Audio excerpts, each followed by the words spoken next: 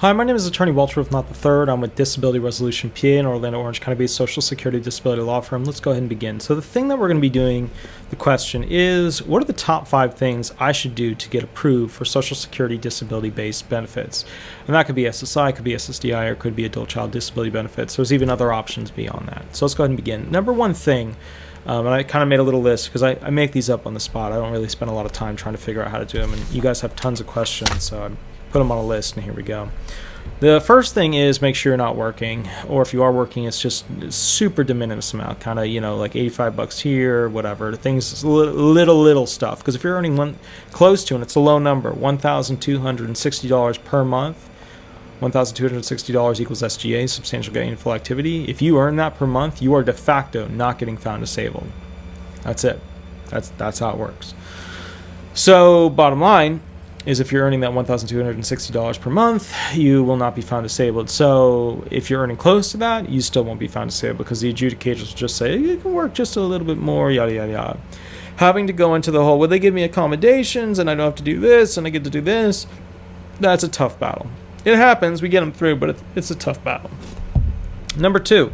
Multiple specialists. Have multiple specialists, because if you have multiple specialists, it'll help you compete against the other sides, the SSAs, CEME, Consultative Examination Medical Expert. That's the person that basically is a specialist who gives testimony as to whether or not you are disabled.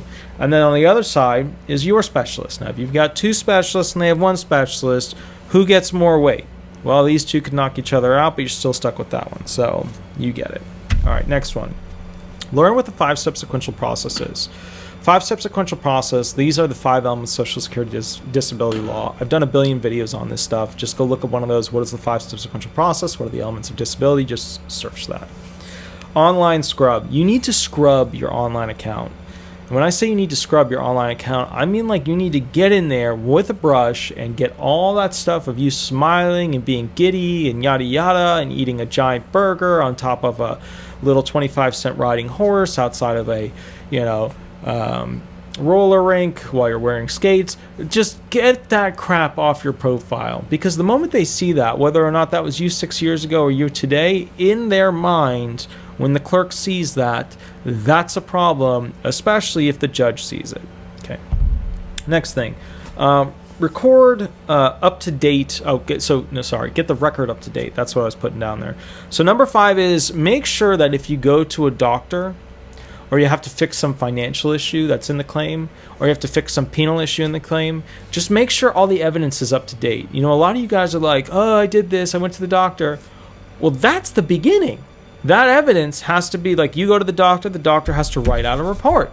And then the report has to go to their PHI division, their, basically record, their ROI. PHI, that's protected health information, but ROI division, the records division, the records group. It has to go to their records group. Then once it goes to the records group, they have to get a notification from the law firm. And the law firm has to request from them those records. And then they send the law firm the records, or they send you the records and the law firm pays for them, right? And then the records get sent, and then they're received. You go into the doctor in the beginning of it. It's not even like step 2, it's step 1.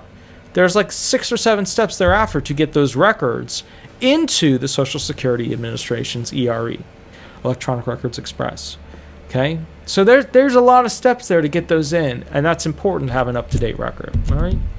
Those are the top 5 things that you should be doing in order to win your Social Security disability benefits claim. All right? My name is Attorney Walter Hnot. If you want the most up-to-date information, if you want a quick update on your claim or something like that, it's fine. I ask you this, instead of shooting me an email or giving me a call, which you can do, I'm fine with that too, that's fine. Go on Thursday between 8 and 10. I'm live on YouTube, Eastern Standard Time.